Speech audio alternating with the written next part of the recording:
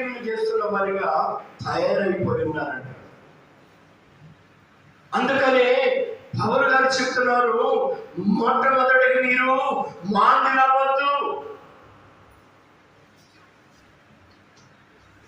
ప్రార్థన చేయాలంటే బద్ధకం.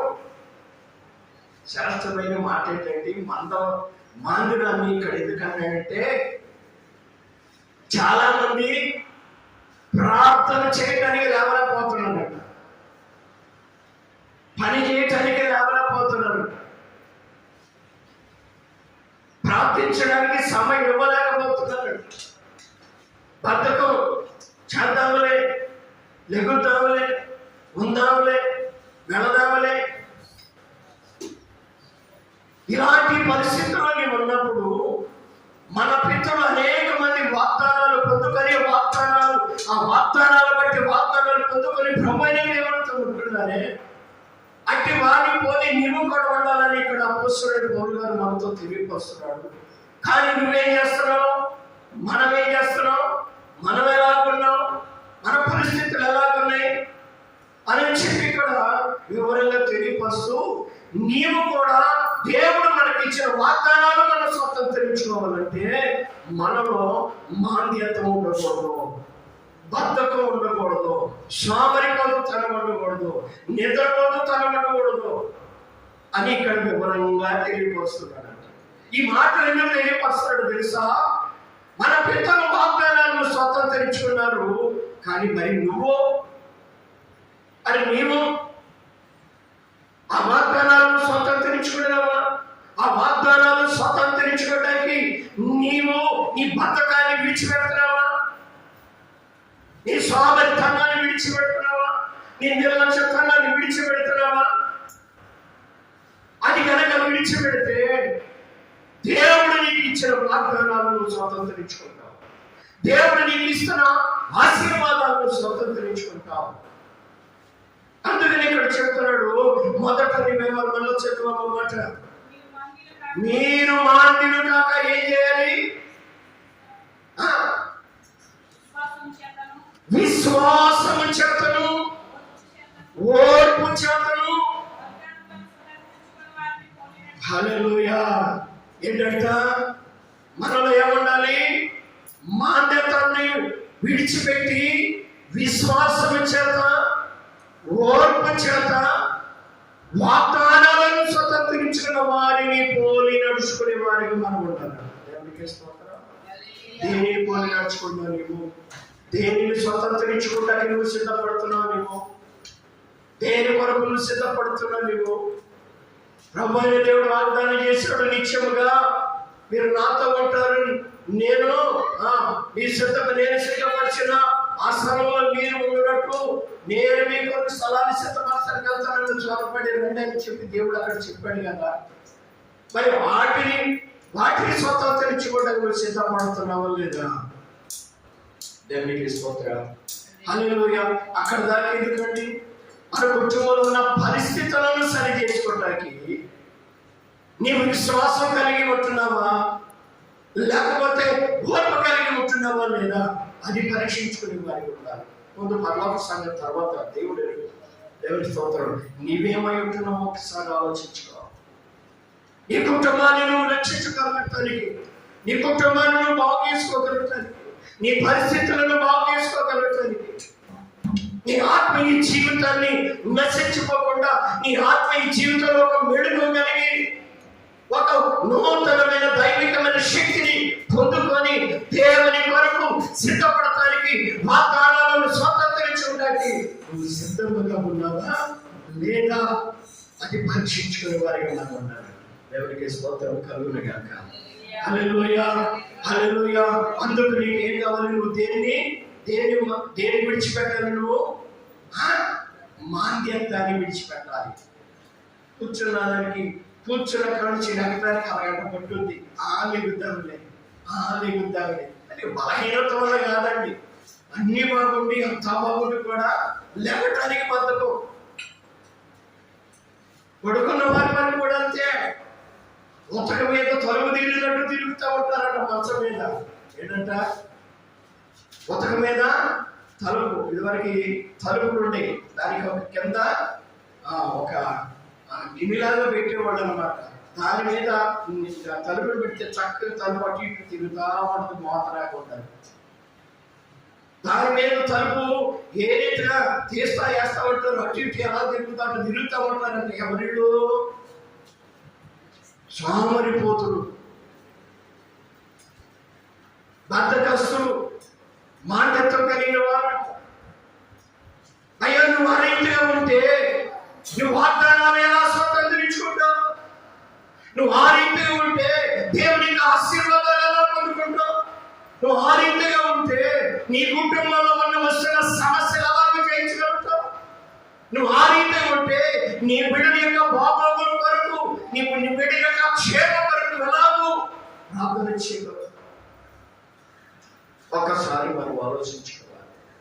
అందుకని అపోస్తలుడైన పౌలు గారు అంటున్నాడు, మొట్టమొదటి మాట ఏంటంట, మాంద్యులు కాక. ఎవరో అమ్మా మీరంటే ఎవరితో చెప్తున్నాడు ఈయన?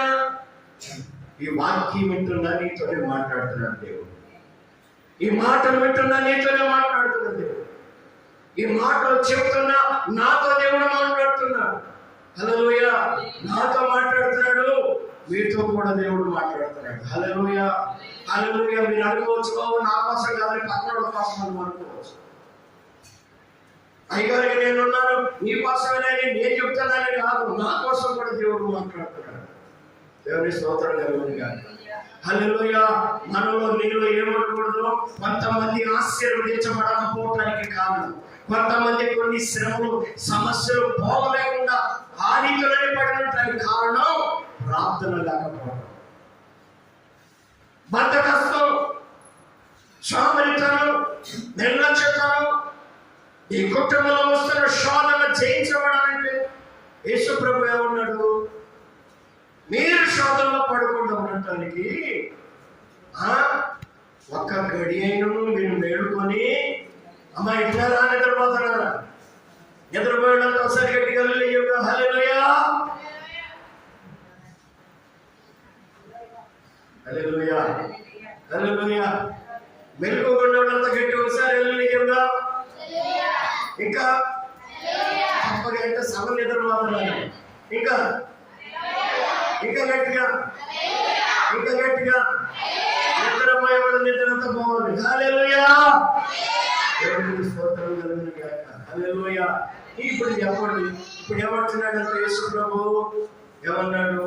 ఒక ఆశీర్వాదం మనం పొందుకోవాలంటే, ఒక శోధన మనం జయించబడాలంటే, మన కుటుంబ పరిస్థితులు సరిచేయబడాలంటే, మన వ్యాధులు బాధలు మనకు విడుదల మనకు కలగాలంటే, మన కుటుంబంలో ఎదురవుతున్న ప్రతి వ్యతిరేకతలో మనకు చేయాలని మనం పొందాలంటే, ముందు మనం ఏం చేయాలంట? బద్ధకాన్ని విడిచి, సోమరితనాన్ని విడిచి, మోకరించి ప్రార్థన చేసే వారికి ఉండాలంట. అది ఏ విధంగా? విశ్వాసముతోను. ఏం కలిగి ఉండాలి? విశ్వాసముతోను, ఓర్పుతోను, వాగ్దానములు స్వతంత్రించుకున్న వారిని పోలిన వారిగా మీరు ఉండాలి. దేవునికి స్తోత్రం. దేవుని వాగ్దానాలు స్వతంత్రించుకునే వారిని పోలి మీరు నడవాలి. అది ప్రభువైన దేవుడు మనతో మాట్లాడుతున్నమాట. హల్లెలూయా, హల్లెలూయా. ఆ విధంగా మనం నడిచే వారికి ఉండాలని ప్రభువైన దేవుడు నీ నుండి నా నుండి మనందరి కోరుకుంటున్నాడు. దేవునికి స్తోత్రం కలుగును గాక. హల్లెలూయా, హల్లెలూయా. బిడ్డ మొదట మనం ఏం చేయాలంట? చూడు, 28వ అధ్యాయం సామెతల గ్రంథం 28వ అధ్యాయం మనం ఒకసారి చూద్దాం. 18వ అధ్యాయం చూద్దాం. ముందు 9వ వచనం. పనిలో జాగు చేయవాడు ఏంటి? పనిలో జాగు చేయవాడు నష్టము చేసేవాడికి సోదరుడు అంట. హల్లెలూయా. ఎవరో దేనిలో? పనిలో జాగు చేయకూడదు. ఏ పని? హల్లెలూయా, హల్లెలూయా. లోకానుసారం చూసుకుంటే పనికి వెళ్ళినప్పుడు యాగం చేసేవనుకోండి, ఏమవుతాడు అక్కడ? చాలా మంది ఏంటంటే ఒంటిని దాచుకుంటారు, పని చేయరు. తగిన రీతిగా కష్టానికి వాళ్ళు ఇస్తున్న డబ్బులు తగినట్టు పని చేయరంట కొంతమంది ఏంటంటే అసలు వాళ్ళు ఇచ్చేదాన్ని బట్టి ఎక్కువ వరకు పని చేస్తారు. ఆగమన్నా ఆగరండి. హల్లెలూయా హల్లెలూయా. కానీ ఇక్కడ అంటున్నాడు, ఏమంటాడు? నష్టము పనిలో జాబు చేసేవాడికి